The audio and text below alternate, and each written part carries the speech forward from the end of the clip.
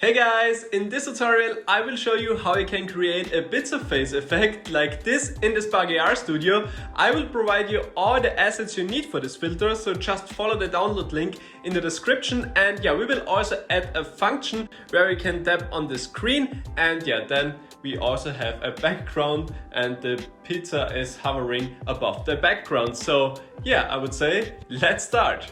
Hey again, so let's create this bits of face filter here in the Spark AR Studio. Before we start creating the filter, please download all the assets we need for this filter. You can find a download link in the description, so just click on it and then just click on download to download all the assets we need for this filter. So after the download, just unzip it, and yeah, when you have successfully unzipped the zip folder, just import the free assets. There should be a iLeft, iRight and a mouth.png file. So yeah, after the import, select all of them and make sure that you disable the compression here of those assets. So nice. And the next thing we have to do is to import a 3D model. I will use a pizza slice, but of course you can use any other object you want to add a face to. So I go to the asset library and they have a big collection of food. They also have here a food folder, so you can just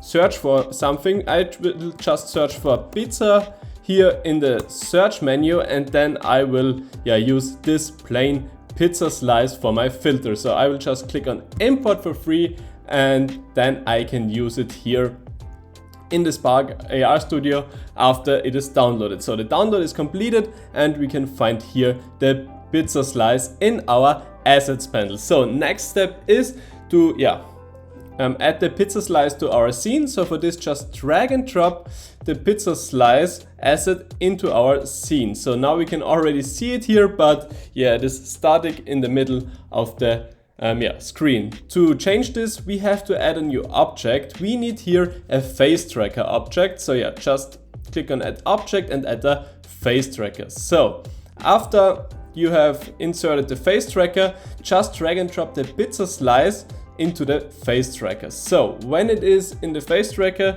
it should move with the face. The next thing is that we have to turn around the pizza slice so it is facing towards the camera. For this, select the pizza slice or your object you want to use for this filter. Go to the right hand side and play around with the rotation. So I will set the X to 0.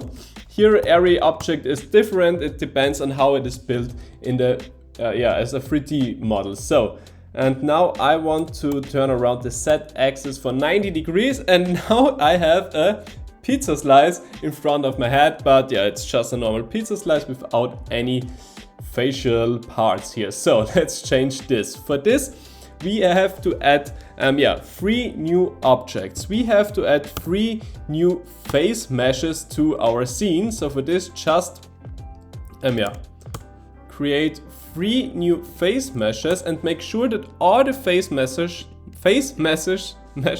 are here in the face tracker object, so they are also moving with the face. So that's looks good at the moment. The next step is to extract the face texture from our face tracker. For this, just select the face tracker, go to the right hand side and click on the little plus next to texture extraction. So after the texture is extracted, you could find a face tracker 0 texture here in your assets panel. So next thing is that we add a new material. These are the materials for our facial parts. So I will add the material and will call this mouth. So then go to the right hand side and set the shader type to flat. Now I will select as texture for this material the face tracker texture. Next up is to activate the alpha channel here, and now we have to select the mouth texture we have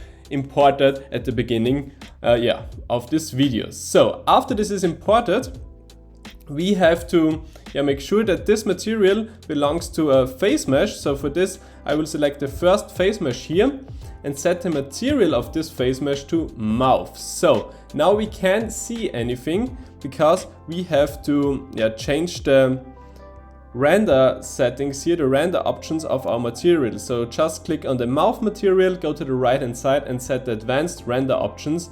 Yeah, deselect use dev test and also deselect write to dev. So now we can see the mouth already on our pizza, but yeah, you see the teeth are missing. For this, go to the face mesh, rename the face mesh so you know this is the mouth, and then go to the right hand side and here deselect the mouth. So now also our teeth are visible. You see the mouth is not moving correctly. To change this, we have to go to our 3D and make sure that the mouth is aligned to the pizza. So now the mouth is moving correctly here and I think it's already looks really funny. So next up we have to do the same with the left eye and the right eye. For this I select this face mesh and will call it left eye. Then I will go to add assets and add a new material, call the material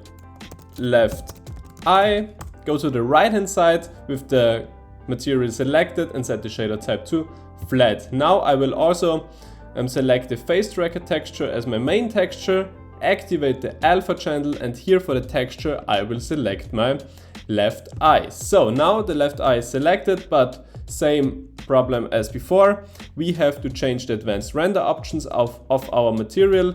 Yeah, just deselect use dev test and also write to dev. So then next up we go to the left eye and face mesh, go to the right hand side.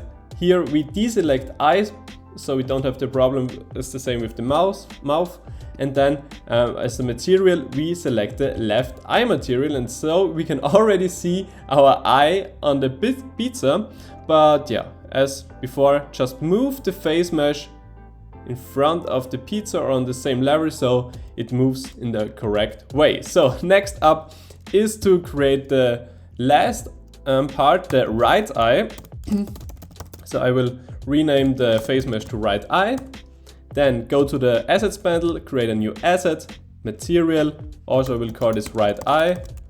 Then texture, then shader type flat of this material, texture face tracker texture, and here then alpha chooses texture the eye right. So then open the advanced render options and also deselect use dev and write to dev. So next up go to the face mesh, to the right eye face mesh, and then select as material the right eye material. And now we also can see the eye, but we don't have deselected the eyes. So yeah, make sure you hit this option, and now also we have a right eye. So now last step, also move it in front of your pizza. So now the eye should also move in the right way, but you see the right eye is a little bit higher than the left eye, and you can leave it like that if you like it, but I will move it a little bit down. So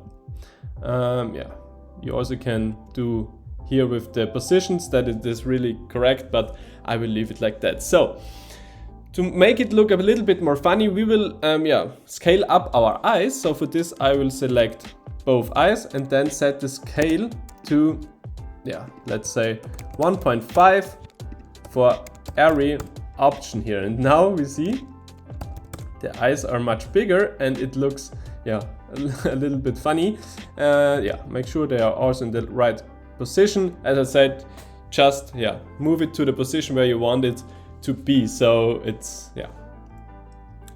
so nice. I will leave it like that, but now we have the problem that we see the face in the background. Of course, we can use the plain pizza slice here and make it a little bit bigger. So scale it up to 1.5 so it covers the face better. But now it almost covers the whole screen, and for that I will replace the background so you don't see the person in the background, so you have a static image and see the pizza hovering above it. So for this I downloaded a picture of some pizza, so I will import this. I downloaded this picture from Unsplash, so you can look there or take another picture you want for the background. So after the import, make sure the compression is set to none, and then we of course need a new material. I will call this material background, then again set the shader type to flat,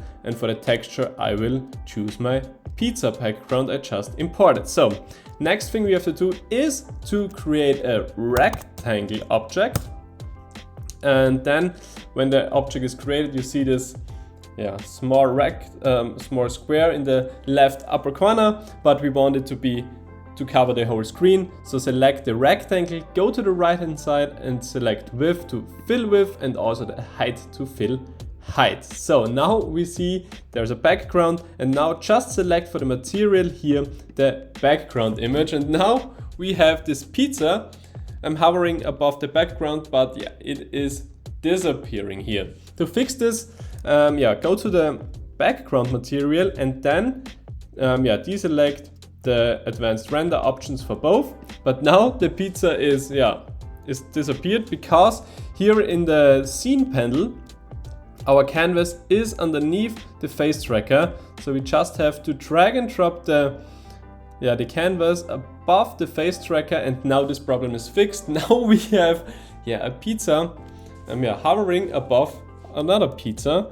And I will now also add an option that we can tap on the screen and the background disappears, so we can toggle around this. For this we have to open the patch editor, go to add patch, and then here search for screen tab. So after the screen tab we need another patch, and this is the switch patch. Now just connect the gesture state output of the screen tab patch with the flip input of the switch. So almost done.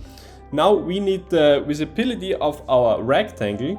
For this, go to the scene, select the rectangle with the background, go to the right hand side, and here next to visible there's a little arrow, click on it, and then you will find a rectangle patch here in the patch editor. Now last step, connect the on-off output of the switch to the visible input of the rectangle. And now when we click here on simulate touch and tap the screen, we can toggle on and off the background. So this is the magic about speaking food or speaking object filter here in the Spark AR Studio for your Instagram filter. If you like this video, give it a thumbs up, and if you're new to this channel, it would be nice when you subscribe to it. Thanks for watching and see you in the next video. Bye!